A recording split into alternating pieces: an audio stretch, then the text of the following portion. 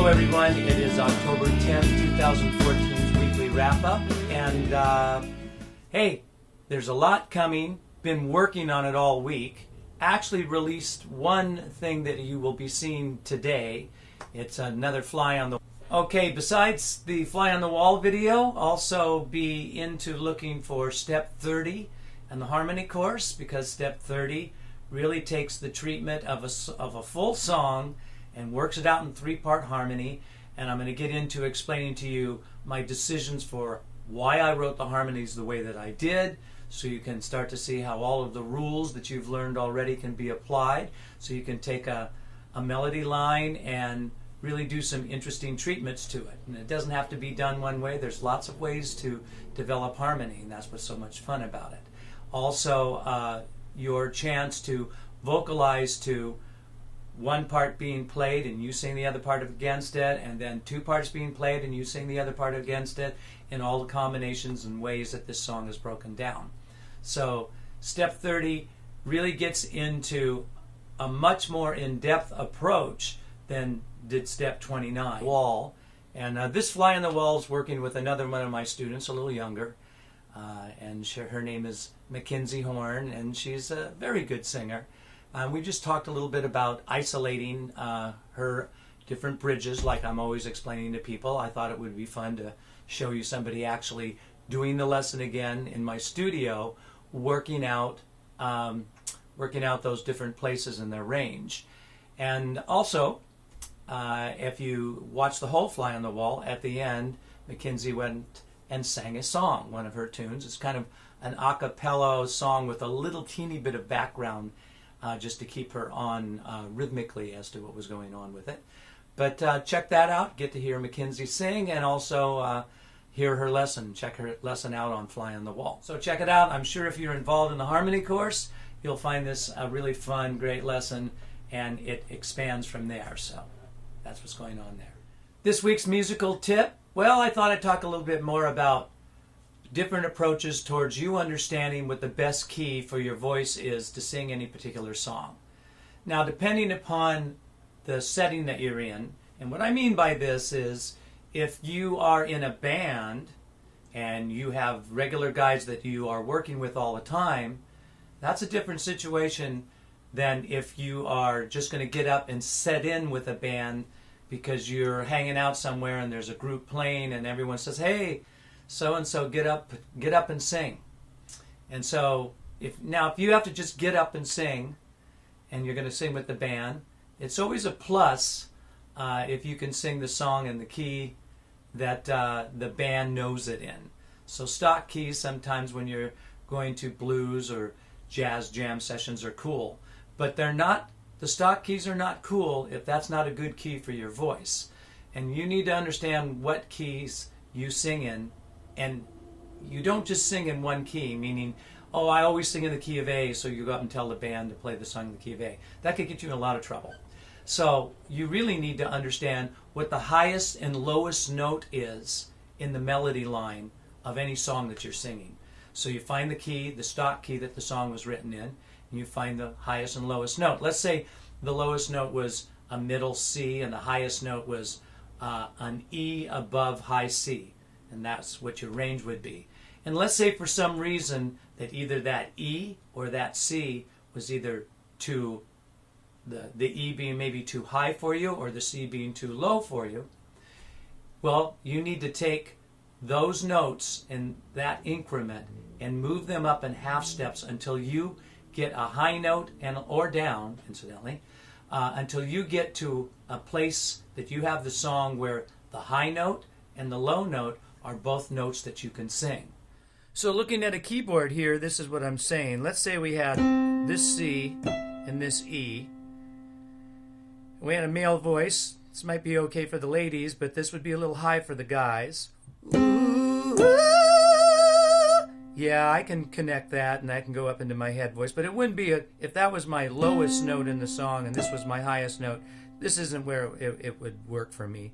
Now, here's what I would be doing. I'm going to move this down in half step increments like this. Then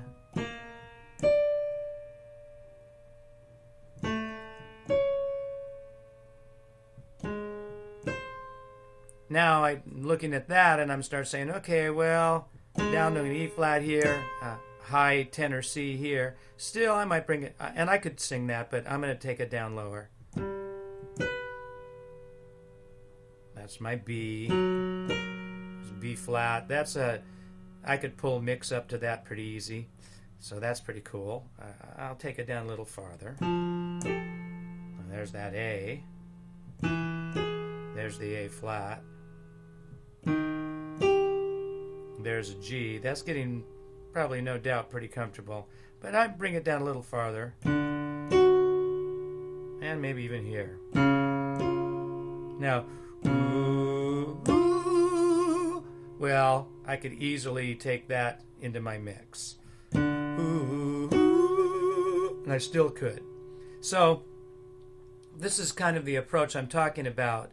Just if you have any keyboard skills or the ability to get to a keyboard at all, this is one of the ways that you can figure out what the best key would be for your voice, and then move it to that, move these notes for the highest and lowest note again, and then once you find that, then you take those notes and you transpose the song to the key that causes these two notes to be the highest and lowest note of the song. Now, just in case you're wondering, well, how do I know how those two notes, what the new key is for those two notes?